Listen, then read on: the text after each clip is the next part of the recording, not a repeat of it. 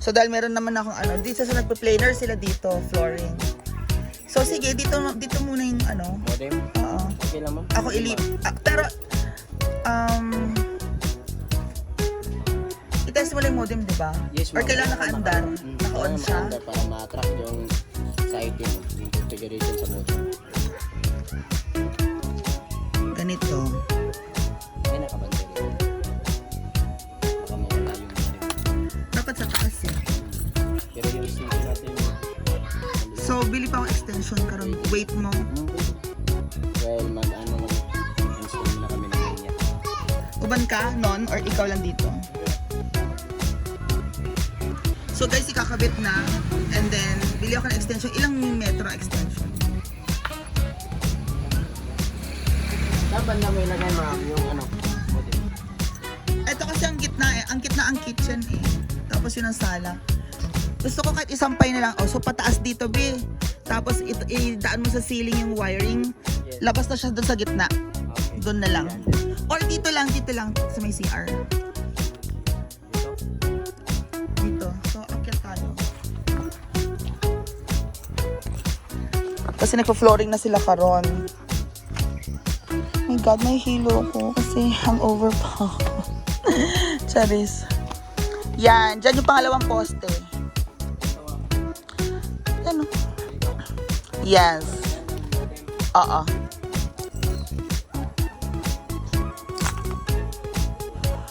Isabit mo na lang sa pinakataas. May hagdan, no?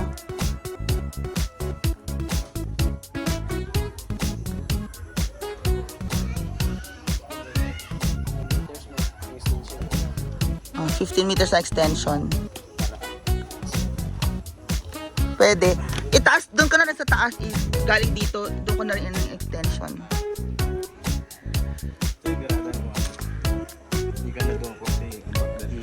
So guys, that's our PLDT. So, bibili ako extension karon na mga 10 or 15 meters. Para sabay na siya doon din nakasaksak. Sabagay magagamit din naman yun kasi kung may kailangan ko ng extension para doon sa mag-cutting ng ano ng mga wood kahoy. So ayan, ipalagay naman natin kasi kung di ko papalagay ngayon, kailan pa, 'di ba? Itong next week na to, flooring na 'yan. Tapos nanalo na siya kuryente. Sige, ma'am. Ano mo na kami ng wire? Okay, sige, thank you. So guys, bili muna tayo ng extension natin. Ikaw lang dito, Noni. Pero ako sumama. Ayaw mo? Okay, sige. Bye. Bala ka. Nakol. Bugha. Picture na.